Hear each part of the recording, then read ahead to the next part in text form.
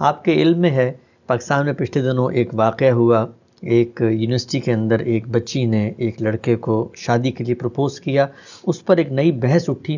میں چاہتا ہوں ذرا دونوں زاویوں سے میں آپ سے پوچھوں۔ پہلے تو یہ بتائیے گا کہ جو اطلاقی معاملات ہوتے ہیں اس پر مجھے آپ کو بطور عالم، بطور طالب علم کے کیا یہ حق پہنچتا ہے کہ ہم تبصرہ کریں، لوگوں کی پرائیویٹ لائف کے اوپر کوئی فتویٰ لگائیں، کوئی رائے دیں؟ اور دوسری، تعلیمی اداروں کے اندر اس طرح کی اگر کوئی سرگرمی ہوتی ہے تو آپ کے جو دینی مذہبی تصورات، نظریات، آدرش ہیں، اس سے آپ ان کو کیسے دیکھتے ہیں؟ یہ واقعہ جو آپ بیان کر رہے ہیں یہ پرائیویٹ تو خیر نہیں رہا، یہ تو برسر عام ہو گیا، لیکن میرے نزدیک واقعہ کیسا بھی ہو، اس کی تفصیلات جب پہل آتی ہے یا اس کا کچھ اظہار ہوتا ہے تو اس میں بہت کچھ مبالغہ ہو جاتا ہے، بہت سی چیزیں صحیح طریقے سے نہیں آتی، روز ہم تجربہ کرتے ہیں۔ تو اس لیے کسی فرد پر یا کسی واقعے پر تبصرے سے گریز کرنا چاہیے۔ ٹھیک، یعنی اس کے لیے بہت سے شرائط و حدود ہیں، یعنی آپ بالکل واضح طور پر یہ جانتے ہوں کہ کیا ہوا ہے، اس میں اگر کچھ لوگ ہیں تو ان لوگوں کا بیان آپ کے سامنے ہو، وہ اس کو کس زاویے سے دیکھتے ہیں، ان کا اپنا ورژن کیا ہے، یہ اتنے مراحل سے گزرنے کے بعد آپ کوئی بات کر سکتے ہیں۔ اور اگر کوئی فرد کا معاملہ ہے تو پھر تو اور بھی زیادہ احتیاط کی ضرورت ہوتی ہے۔ تو اس لیے میں کبھی واقعات پہ تبصرہ نہیں کرتا، میں اس کو پسند بھی نہیں کرتا کہ اس پہ تبصرہ کیا جائے۔ البتہ یہ ہے کہ اصول میں کچھ چیزیں جو ہیں وہ لوگوں کے سامنے رکھی جا سکتی ہیں۔ پہلی چیز یہ ہے کہ ایک مسلمان کی حیثیت سے ہم لوگوں کو کیا تعلیم دی گئی ہے، اور یہ میں کسی فرد یا کسی واقعے کی طرف اشارہ کیے بغیر بیان کر رہا ہوں۔ ٹھیک، فرد کی حیثیت سے ہمیں جو مسلمان کی حیثیت سے جو تعلیم دی گئی ہے اس میں ایک بہت بڑی اہم چیز جو اصل میں محض گناہ ثواب کی طرح کی چیز نہیں ہے محض، بلکہ انسانیت کے بقا کا اس پر انحصار ہے، وہ یہ کہ جنسی معاملات کو ہمارے دین میں میاں بیوی کے تعلق تک اور میاں بیوی کے تعلق میں بھی بعض حدود کے ساتھ مقید کر دیا گیا ہے۔ یعنی یہ بنیادی چیز ہے۔ چنانچہ یہی وجہ ہے کہ آپ یہ جانتے ہیں کہ زنا یا بدکاری ہمارے دین میں تیسرا بڑا جرم ہے، یعنی جہاں قرآن مجید نے اکبر الکبائر بیان کیے ہیں، 3 بڑے جرائم کا انتخاب کیا ہے، تو کیا ترتیب رکھی ہے؟ شرک، قتل اور زنا، یہی ترتیب اختیار کی ہے۔ یہ بڑا گناہ ہے، بڑا جرم ہے، بلکہ گناہ ہی نہیں جرم بھی قرار دے دیا، کیونکہ جب کسی چیز کی سزا ریاست کی سطح پر مقرر کر دی جائے تو اس کا مطلب ہے کہ اللہ تعالیٰ اس کو صرف گناہ نہیں بلکہ جرم قرار دے رہے ہیں۔ اس کے بعد اس کا معاملہ چونکہ ایسا ہے کہ اس کی طرف انسان کی فطری رغبت بھی ہے، یا کہ یہ جبلی رغبت ہے اور بڑی غیر معمولی ہے، اور ایک خاص طرح کے ہیجان میں انسان مبتلا ہو جاتا ہے، عمر کے بعض حصوں میں اور بھی، تو اس لیے فرمایا کہ لا تقربوا الزنا، اس کے قریب بھی نہ جاؤ۔ قریب بھی نہ جاؤ تو اس کا مطلب ہے کہ یہاں سد ذریعہ کی اہمیت بہت ہو گئی۔ تو ہر انسان کو یہ تلقین کی جاتی ہے کہ وہ کوئی ایسا کام نہ کرے کہ جو بدکاری کی یا زنا کی ترغیب دینے والا ہو، اس کا محرک بننے والا ہو، اس کی طرف لے جانے والا ہو۔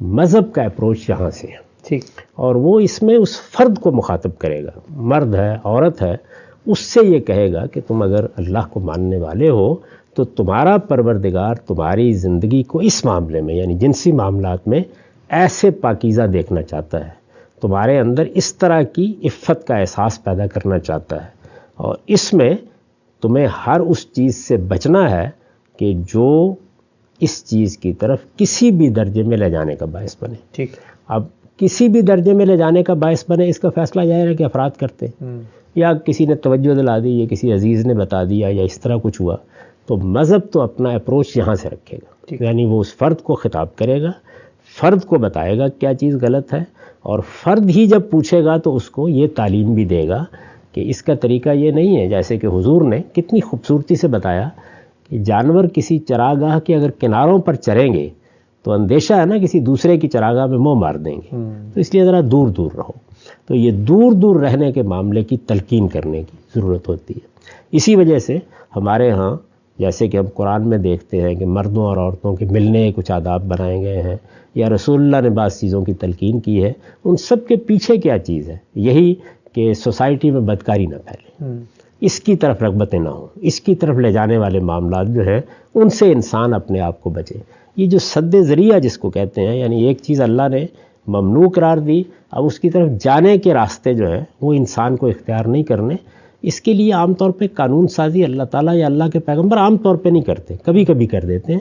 اس کے لیے ایک انسان کے اندر شعور پیدا کیا جاتا ہے کہ وہ اپنے آپ کو اس میں محفوظ کرے. یہ مذہب کا معاملہ ہے. دوسری چیز یہ ہے کہ آپ ایک معاشرے میں رہتے ہیں، جنگل میں تو نہیں رہتے. ہر معاشرے کے اندر بعض ثقافتی تہذیبی حساسیتیں ہوتی ہیں. ٹھیک. یعنی بعض چیزوں کو ہم وہ اس کے پیچھے ہو سکتا ہے کہ کوئی خاص علمی استدلال بھی نہ ہو، لیکن لوگ ان کے بارے میں حساس ہو جاتے ہیں. تاریخی پس منظر ہوگا، کوئی جذباتی پس منظر ہوگا، کوئی اور اس طرح کی چیز ہوگی. ہو سکتا ہے کہ کہیں مذہب کی کوئی تعلیم بھی ہو. تو کوئی ثقافت یا کوئی تہذیب، آپ کو یاد ہوگا کہ ہم لوگ جب ملیشیا میں گئے تو وہاں سب سے پہلے جو پیمفلٹ دیے جاتے ہیں ان میں یہ لکھا ہوتا ہے کہ اس معاشرے کی کیا کیا چیزیں ایسی ہیں، یعنی اس کی سینسٹیوٹیز کیا ہیں، کیا چیزیں ہیں جن کے بارے میں آپ کو محتاط رہنا چاہیے. اس کا تعلق معاشرے سے ہے. جی. وہ کچھ چینیوں کی الگ تھی، وہ ملے لوگوں کی الگ تھی. اسی طرح کا آپ یہاں امریکہ میں رہتے ہیں تو یہاں پر بھی آپ دیکھیں کہ اس معاشرے میں بعض چیزیں جو ہیں وہ غیر معمولی طور پر لوگوں کے لیے حساسیت کا بن گئی. ہم ایک سوسائٹی میں رہتے ہیں، یہ بالکل ٹھیک ہے کہ انسان چونکہ آزادی رکھتا ہے تو وہ چیزوں کو تبدیل بھی کرتا رہتا ہے، لیکن یہ ایک بڑا سا پتھر اٹھا کر تبدیل نہیں ہوتی، ان کا ایک تدریجی عمل ہوتا ہے. تو اس کا لحاظ کرنا چاہیے ہمیشہ. تیسری چیز یہ ہے کہ جس معاشرے میں آپ رہتے ہیں وہاں اگر کوئی قانون بنایا گیا ہے یا ضابطہ بنایا گیا ہے تو وہ قانون غلط ہے، تھوڑی دیر کے لیے مان لیجئے، لیکن اس قانون کو تبدیل کرائے بغیر اس کی خلاف ورزی نہیں کرنی چاہیے، ورنہ سوسائٹی اپنے نظم پہ قائم نہیں رہ سکتی. اسی وجہ سے قانون کے مقابلے میں سرکشی اختیار کرنے کو نیوسنس اور محاربہ یا فساد فی الارض قرار دے دیا گیا ہے. اس کی وجہ بھی یہی ہے. تو میرے خیال میں معاملے کو ان تینوں زاویوں سے دیکھنا چاہیے. آخری بات ایک پوچھنا چاہتا ہوں ہم سب ضمنی اسی حوالے سے، یہ جب آپ یہ بات فرماتے ہیں کہ قانون غلط بھی ہو تو اس پر آپ نے عمل کرنا ہے اور معاشرے کی جو سینسٹیوٹیز ہیں، حساسیتیں ہیں، ان کو بھی آپ نے پیش نظر رکھنا ہے کوئی اقدام کرنے سے پہلے. ہم دنیا کی تاریخ میں دیکھتے ہیں کہ غلط قوانین تھے یا غلط رسومات تھیں، کوئی ایک آدمی ہے آگے بڑھ کے انیشیٹو لیتا ہے، کچھ ایک کام کر گزرتا ہے تو اس کے بعد پھر حساسیتیں بھی ٹوٹتی ہیں، قانون بھی سیدھا ہونا شروع ہو جاتا ہے. تو جب آپ یہ بات کرتے ہیں تو پھر اصلاح اور خیر اور جو غلط قوانین کی تبدیلی کے لیے ایک جذبت محرکہ چاہیے، وہ تو پھر مان پڑ جاتی ہے. یہ وہ لوگ جو کسی غلط قانون کو تبدیل کرانے کے لیے اٹھتے ہیں، بہادر ہونا چاہیے. یہ بہادری نہیں ہوتی کہ آپ نے اپنی خواہشات سے مغلوب ہو کر قانون کی خلاف ورزی کر دی. وہ پھر اس کا ایک لائے عمل بناتے ہیں. مثلا آپ کو معلوم ہے کہ یہاں لازمی بھرتی کا قانون تھا امریکہ میں. محمد علی کلہ نے ویتنام کی جنگ میں جانے سے انکار کر دیا، اس کی سزا بھگتی اس کے بعد. تو قانون کو تبدیل کرانے کی جدوجہد اس طرح کی جاتی ہے. اس کا یہ طریقہ نہیں ہوتا کہ آپ پر ایک خواہش کا غلبہ ہوا اور آپ نے اس کی خلاف ورزی کر ڈالی. یعنی وہ پھر علم و عقل کی بنیاد پر لائے عمل بنا کے ہونی چاہیے.